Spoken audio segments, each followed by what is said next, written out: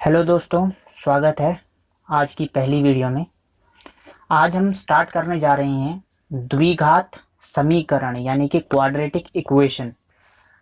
लेकिन इस चैप्टर को करने के लिए आपको कुछ बातें पहले से ही पता होना चाहिए। और वो क्या है? वो है ग्राफ्स के बारे में। तभी आप इस चैप्टर के क्वेश्चंस को कर सकेंगे। तो आइए समझते हैं। तो जहाँ तक है आप सभी ने ये पढ़ रखा होगा कि एक एक्स एक्सिस होती है, एक वाई एक्सिस होती है। एक्स, ये ग्राफ के बारे में आप सब जानते हैं। अच्छा, तो इस ग्राफ के अंदर ये होती है एक्स एक्सिस, ये होती है वाई एक्सिस। ये प्लस नंबर होते हैं, ये माइनस नंबर होते हैं। ये पॉजिटिव वाई एक्सिस की तरफ होते हैं, ये माइनस वाई की तरफ होते हैं। अच्छा, इसमें अगर मैं आपसे कहूं कि x इज इक्वल टू 2 कहाँ पर है, तो आप क्या करोगे? ये वाला पॉइंट लगाओगे। मैं कहूंगा x इज इक्वल टू 3 कहाँ पर है, तो आप ये पॉइंट लगाओगे। लेकिन जब मैं आपसे बोलूंगा कि 2 3 पॉइंट कहाँ पर है, .23, तो आप बोलोगे कि आगे वाला जो कोऑर्डिनेट, इन्हें बोलते हैं कोऑर्डिनेट।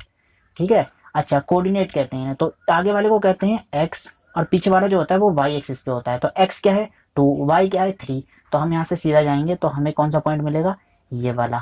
ऐसे ही अगर मैं बोलूं कि एक्स इज इक्वल टू 2 पर और कौन कौन से पॉइंट हो सकते हैं, तो आप कहोगे कि x इज इक्वल टू 2 पर तो ये पूरी लाइन किसकी है? x इज इक्वल टू 2 की। मैं कहूंगा जी x इज इक्वल टू 3 कहाँ पर है, तो आप कहोगे ये पूरी line x is equal to 3 की है।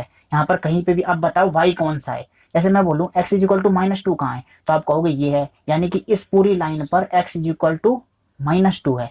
ठीक है, अब मैं बोलूं x इज इक्वल टू 0 कौन सी लाइन है, तो देखो x इज इक्वल टू 0 ये वाली लाइन है। कौन सी? y axis. इसका मतलब है जो y एक्सिस होती है उसकी इक्वेशन क्या होती है? x is equal to 0। और अगर मैं बोलूं y इज इक्वल टू 0 कहां पर है, तो आप बोलोगे y 0 कहां पे होता है? देखो ये y 1 है, ये y -1 है, तो y 0 कहां पर होगा?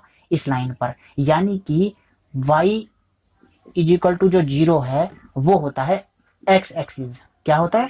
x axis. ये बात बहुत इंपॉर्टेंट है, मैं दोबारा बता देता हूं। जो x एक्सिस होती है उस पूरी पर y 0 होता है, और जो y एक्सिस होती है उस पर x 0 होता है। अब इसको याद कैसे रखें, तो देखो एक तरीके से ऐसे समझ लो कि x और y एक दूसरे के दुश्मन है, और ये पूरी लाइन x की है, इसमें y आ नहीं सकता। ये y क्या है? 0। यहाँ पर y की मिल ही नहीं सकता, तो y यहाँ पर क्या होंगे? 0। ऐसी y एक्सिस के इलाके में x एक भी नहीं होगा। x क्या होगा? 0। y एक्सिस पे x क्या होगा? 0। तो इतना आपको समझना होगा पहले इन चीजों को। अब जैसे ही मैं बोलूं y इज इक्वल टू 0 कहां पर है, तो आप समझना ये पूरी लाइन किसकी है? y इज इक्वल टू 0 की। करते हैं हम पोलिनोमियल्स की, यानी कि इस चैप्टर के बारे में। पोलिनोमियल्स यानी कि बहुपद क्या होते हैं? देखिए, पोलिनोमियल्स होता है कोई भी इक्वेशन। जैसे मैं बोलता हूँ y इज इक्वल टू में 2x+3, ये भी एक पोलिनोमियल है। मैं कहता हूँ y इज इक्वल टू में 2x² + 5x+3, ये भी एक पोलिनोमियल है। पोलिनोमियल होते हैं जिसके अंदर एक से ज्यादा वेरिएबल हो। देखो ये x वेरिएबल है, x ये भी वेरिएबल है। वेरिएबल होता है जो चीज जिसकी वैल्यू बदल सकती है। जैसे 3 है, अब 3 तो 3 रहेगा। ऐसे ही ये भी पोलिनोमियल है। मैं एक और पोलिनोमियल लिखता हूँ 2x³ प्लस में 5x² प्लस में 3x+1, ये भी क्या है? पोलिनोमियल। लेकिन इन तीनों में अंतर क्या है? इन तीनों में अंतर ये है कि ये है लीनियर पोलिनोमियल। क्या है? ये लीनियर पोलिनोमियल। लीनियर का मतलब रैखिक। रैखिक का मतलब क्या होता है वो समझ लेते हैं। रैखिक समीकरण।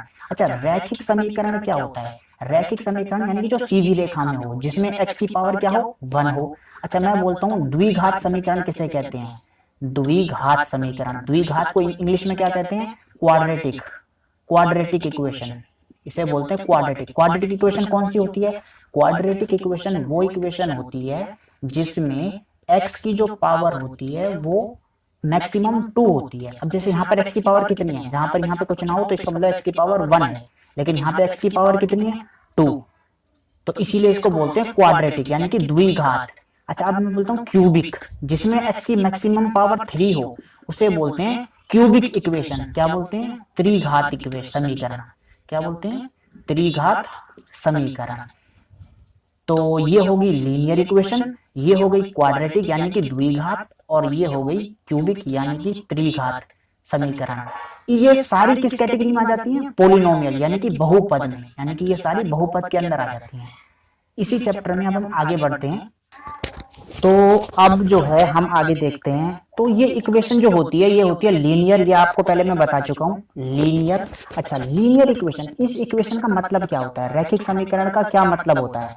इसका मतलब होता है कि हर एक इक्वेशन किसी न किसी ग्राफ को शो करती है। जैसे मैं आप यहाँ पे आपको देखता हूँ, देखो आपके सामने ये लिखा है y इक्वल टू में 2x माइनस 2। तो अगर मैं एक काम करता हूँ, मैं यहाँ पर y को 0 कर देता हूँ। मैं क्या कर देता हूँ? y को 0। देखो समझो, लेट माना y इज इक्वल टू 0। अगर y 0 हो जाएगा तो देखो y 0 2x माइनस 2, तो यहाँ पर ये माइनस 2 है, ये इधर जाके प्लस का 2 बन जाएगा। और ये 2x, ये 2 यहाँ क्या हो रहा है? मल्टीप्लाई हो रहा है, इधर आके क्या आ जाएगा? डिवाइड। तो 2 अपॉन में 2 इज इक्वल टू में x, तो इससे ये कैंसिल 1। यानी कि जब y 0 होता है तो x क्या होता है? 1। अब बताओ y 0 कहाँ पर है? y 0 कहाँ पर होता है? आपको बताया था ये x एक्सिस है और ये y एक्सिस है। तो y 0 कहाँ पर होता है? x के इलाके में। इसका मतलब इस पूरी लाइन पे y क्या है? 0। और x 1, x 1 कहाँ है? यहाँ पर। इसका मतलब है कि ये जो इक्वेशन है इसका एक पॉइंट तो ये रहा। अब मैं कहता हूं जी आप y को एक बार 2 पुट करो। y को क्या पुट करो? 2। देखो मैं ऊपर कर देता हूँ इसको, मैं इसको यहाँ कर देता हूँ। मैं कहता हूँ y इज इक्वल टू में 2। जब मैंने y इज इक्वल टू 2 कर दिया तो यहाँ पर आ गया 2 इज इक्वल टू में 2x माइनस 2।